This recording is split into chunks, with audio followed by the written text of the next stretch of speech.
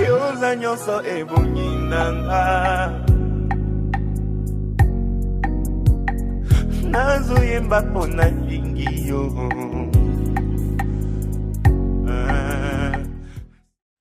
Fidèles téléspectateurs, bienvenue dans cette émission. Aujourd'hui pour vous, Monsieur Grace Alverti Nganga dit la grâce de l'Éternel. Il est déjà à mes côtés, à qui j'ai dit également bonjour monsieur. Bonjour ma soeur. Qui est Monsieur Grace Alverti Nganga? Monsieur Grace Alverti Nganga, c'est un pasteur parmi tant d'autres et qui évolue dans une communauté appelée l'Armée de l'Éternel. Et cette communauté est ici représentée à Brazzaville par l'évêque Désiré Bassenga Le Germe. Et donc je suis l'un des pasteurs dans cette communauté. Monsieur Grace, vous avez dit que vous êtes pasteur. Papa, comment avez-vous débuté votre ministère? Nous pourrons dire que nous avons reçu l'appel bien longtemps. Ah oui. Parce que cela se programme, non pas ici mais depuis le ciel. Je savais qu'on serait pasteur. Cependant, dans l'exercice, il est venu un peu plus tard, notamment en 2011, que j'ai été consacré pasteur sous la communauté Armée de l'Éternel. C'était facile pour vous? Vous êtes levé comme ça le matin, devenu pasteur, ou c'était comment? Expliquez-nous un peu, nous voulons savoir, c'était comment? On ne dirait pas que c'était facile, parce qu'évidemment, en tant qu'homme, j'avais mes vues à moi, j'avais mes ambitions, et donc un cadre que je m'étais déjà déterminé. Et donc déjà, lorsque je commençais à ressentir cet appel, ce n'était pas difficile à accepter, parce que je me disais, je vais me conforter dans ma vie normale. J'ai fait des études, j'ai fini mes études et je travaillais déjà aussi. Et alors quand cela vient, ça bouscule un peu vos habitudes. Et vous prenez du temps à réaliser cela. Mais Dieu, lorsqu'il vous tient, vous ne pouvez pas y échapper.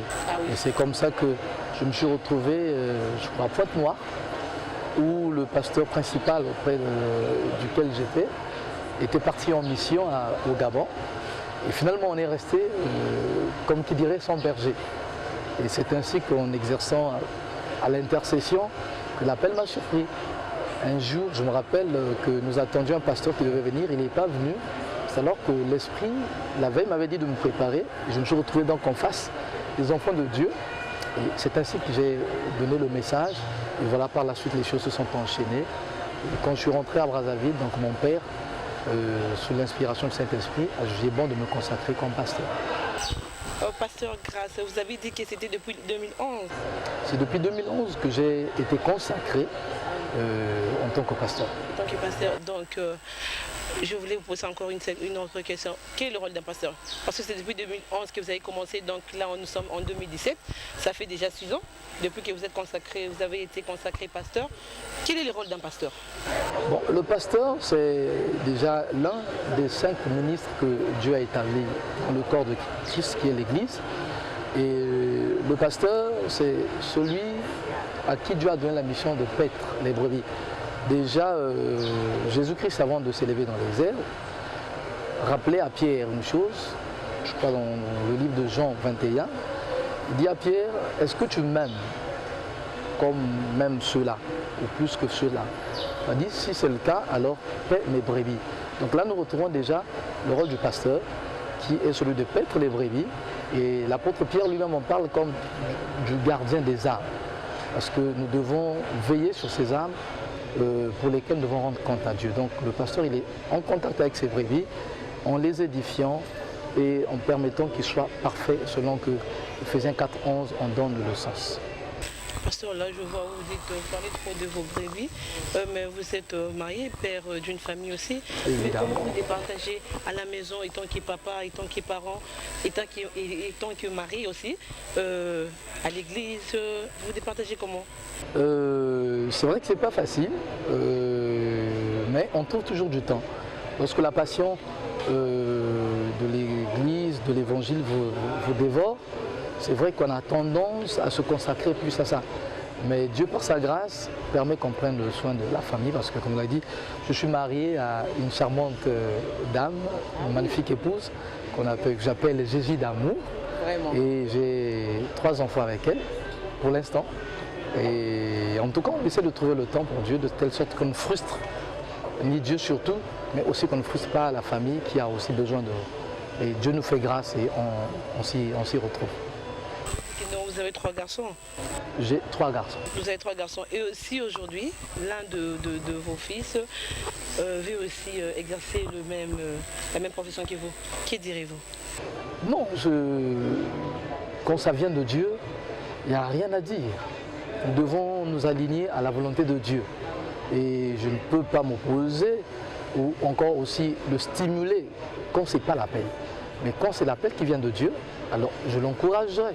Je serai un exemple, un mentor pour lui. Il faut soit lui montrer très clairement la voie du Seigneur.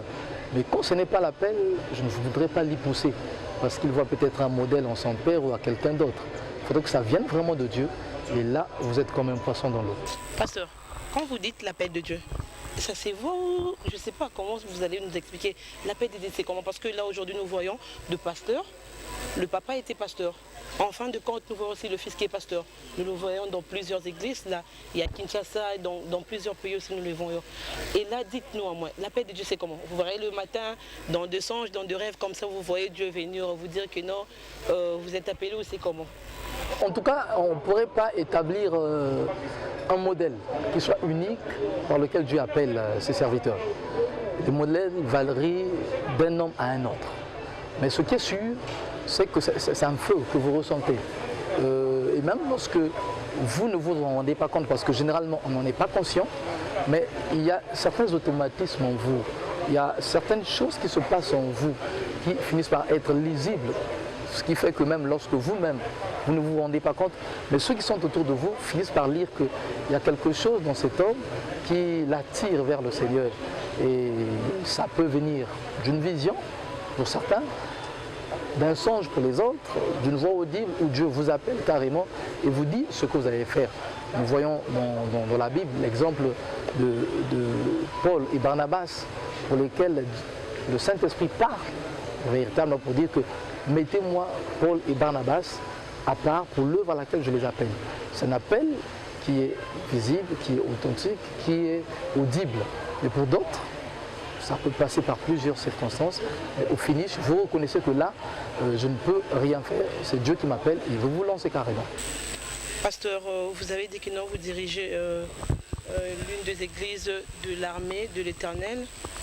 Dans votre visionnaire est le pasteur Sonny Kafuta de Kinshasa. Et là, votre église se dirige vers où? Déjà rectificatif, je ne dirige pas l'église. Je suis un pasteur assistant. Au pied de l'apôtre Désiré Massenga Le Germe, qui est l'évêque de la communauté armée de l'Éternel. Donc on peut dire que vous êtes deuxième pasteur? Oui, on ne suit pas aussi seul. Il y a aussi d'autres pasteurs qui évoluent avec nous. Ici à Brazzaville, nous avons 2 communautés. Une communauté sur 56 rue Nicolas Poto et une autre vers le congé PC à la base. Donc à Brazzaville, nous sommes 4 pasteurs assistants et qui sont aux côtés de l'apôtre Désiré Massenga Le Germe et dans cette communauté armée éternelle, dans le visionnaire et le général Sonny Kafuta à Whiteman. Pasteur, là nous sommes arrivés à Brazzaville, nous avons entendu parler de week-end évangélique. C'est au mois de juin, mais au moins ça cartonne déjà parce que j'ai entendu ça, il y a mes amis qui m'ont déjà parlé de ça. Bon. Week-end évangélique, parlez-nous un peu de week-end évangélique. Bon, la dénomination n'est pas si étrange que ça.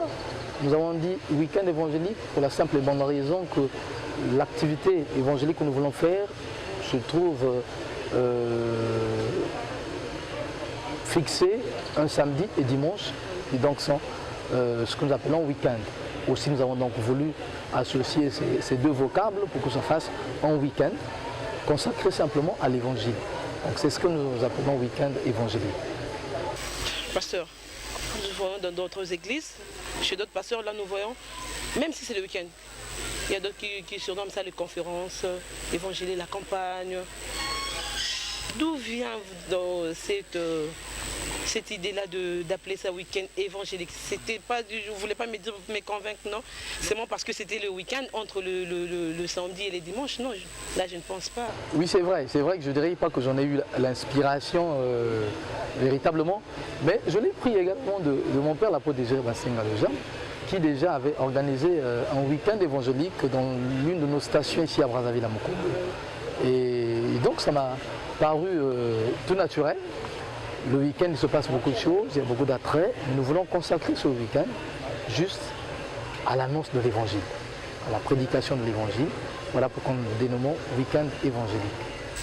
Et le thème principal, c'est quoi? Oui, le thème de ce week-end évangélique, c'est « Voici le jour de ton salut ». Voici le jour De ton salut. de ton salut. Et pourquoi voici le jour de ton salut? Pourquoi ce thème? Oui, nous avons compris en fait, le salut c'est la chose principale et les choses essentielles que l'homme doit parvenir à atteindre. Vous savez, la Bible dit dans Actes 4:12 qu'il y a de salut en aucun autre sous le ciel, si ce n'est au nom de Jésus.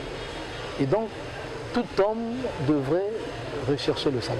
Mais malheureusement, comme nous le constatons, il y a beaucoup de choses qui prennent la vie de l'homme. Il est perdu dans l'engrenage des activités, des préoccupations, et ainsi, on n'arrive pas à trouver un moment, comme qui dirait, idéal pour retrouver ce qui est véritablement essentiel à sa vie, notamment le salut. C'est pourquoi nous avons pensé que de tous les jours de sa vie, que ce jour que nous avons fixé soit le jour du salut pour cet homme, pour cette femme, qui certainement aujourd'hui est en train de nous écouter. Au-delà de tout ce que l'on peut embrasser dans la vie, il faudrait qu'on ait un jour pour lequel on se donne au Seigneur, pour lui consacrer sa vie, parce que c'est la seule chose qui va véritablement marquer notre passage sur cette terre. Là, vous nous suivez. Le pasteur a dit que non, le thème principal est voici le jour de ton salut, le week-end évangélique. Pasteur, vous pouvez nous rappeler, c'est au mois de juin, le 40e, précisez-nous exactement l'heure. C'est exactement le samedi 17 et dimanche 18 juin, à partir de 15 h. Et si je permets d'anticiper le lieu, c'est au marché de l'Ambre à la base, l'arrondissement 7e Filou. Donc juste à l'esplanade, ce sera en plein air. Nous serons là, au marché de l'Ambre, pour animer cette activité évangélique qui se tiendra donc le samedi 17 juin et le dimanche 18 juin 2017. Le message est passé. Vous nous suivez à partir de Kinshasa, je ne sais où, de Cameroun, de Sénégal, de Gabon. Il y a un seul message, le pasteur nous a lancé. C'est le 17 juin et le 18. D'ailleurs, moi je serai déjà là. Je suis déjà invitée parce que je serai déjà là. Avec toute mon équipe, on sera là. Je sais que Dieu sera au rendez-vous. Pasteur, là je voulais un peu soulever l'autre point. Vous êtes pasteur, je sais que je voulais juste savoir, est-ce que vous exercez aussi l'autre profession à part votre ministère? Oui, à part le ministère, Dieu nous a fait grâce que nous exercions également une profession. Je suis conseiller juridique à la société Huawei Technologies, société télécom. Et également j'exerce. Ouais, là on vend des téléphones là, donc moi je vais laisser mon téléphone ici à Brazzaville, je sais que je vais rentrer avec notre téléphone. Ok, pasteur, vous vous départagez comment? Parce que là, je vous avais posé déjà la question de savoir, à la maison, vous avez dit que non, vous avez le temps et aussi le boulot à l'église, et vous faites comment? Parce que là, je sais que le mercredi, le vendredi, presque dans toutes les églises, il y a la prière et le boulot, vous faites comment? Comme je l'ai dit, tout ça c'est le fruit de la grâce, parce que humainement parlant, c'est difficile qu'on puisse trouver du temps pour toutes ces choses, ces préoccupations. Mais je disais tantôt que lorsque la passion de l'évangile vous dévore, lorsque vous avez compris le but essentiel de votre vie et que vous réalisez qu'on vit en vérité que pour Christ et pour l'évangile, et Dieu vous accorde cette force, cette grâce qui est donc surnaturelle, pour que vous puissiez vous occuper autrement, ce ne serait pas possible. On aurait toutes les raisons, tout trouvé, pour se dire que voici, on est occupé à ceci, à cela, alors on a très peu de temps pour l'Église, pour l'œuvre de Dieu. Et bien au contraire, c'est ça le principal. Et le reste n'est qu'accessoire. Et lorsque vous dédiez votre vie au Seigneur, il sait vous donner la force nécessaire pour que vous naviguiez entre toutes ces choses en consacrant le plus de temps au Seigneur et à son œuvre. Donc c'est ainsi, par la grâce de Dieu, qu'on arrive à faire ce qui est essentiel. Et je sais que Dieu lui-même, selon qui le juge, je me rappelle que Paul aussi était faiseur de tentes. Il dit qu'il avait aussi une activité secondaire. Mais le principal est consacré à Christ et à son œuvre. Et donc on essaie de naviguer en toutes ces choses en trouvant du temps pour le Seigneur. Pasteur, là vous êtes devant la caméra. Je vous laisse un petit mot par rapport au peuple de Dieu qui vous suit, aussi par rapport au week-end évangélique. Adressez-vous à la caméra, appelez le peuple de Dieu qui vous suit. J'aimerais rappeler ce qui est essentiel, c'est le salut. Parce que vous savez, le salut c'est un tout, c'est un paquet où l'on trouve toutes les autres choses que généralement les gens viennent chercher. Donc au lieu de commencer par les choses, trouvons plutôt la source. Et la source, c'est le salut.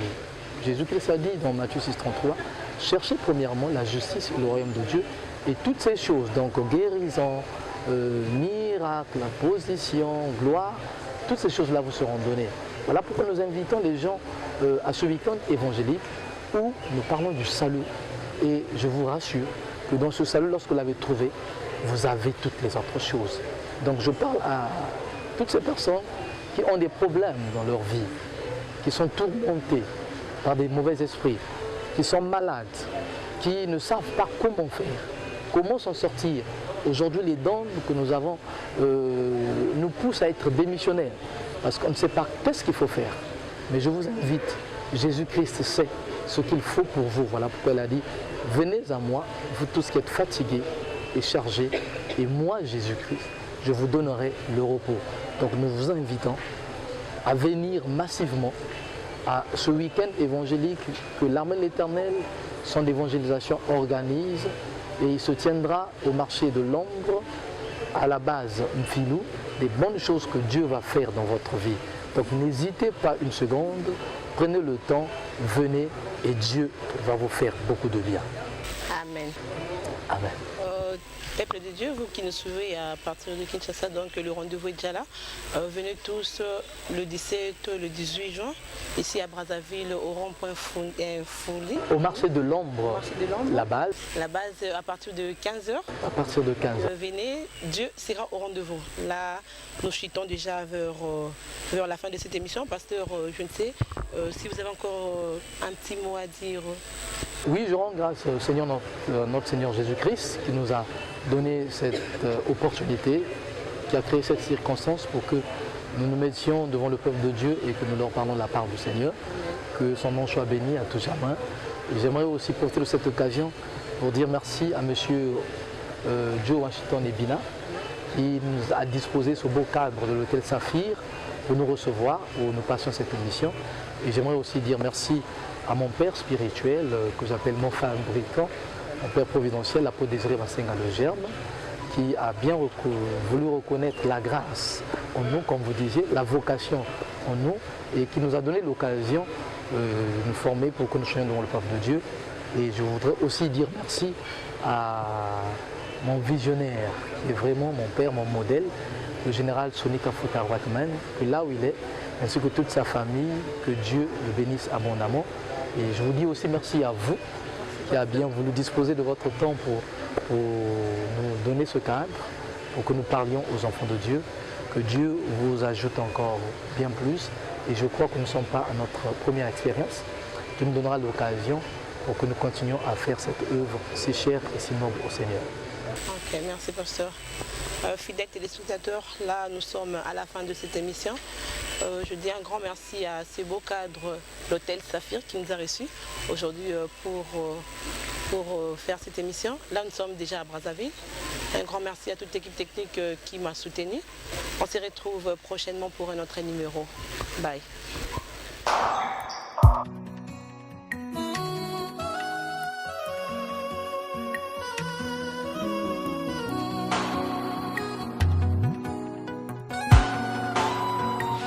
Yoza nyonso ebonyinanga nazoyemba mpona lingi yo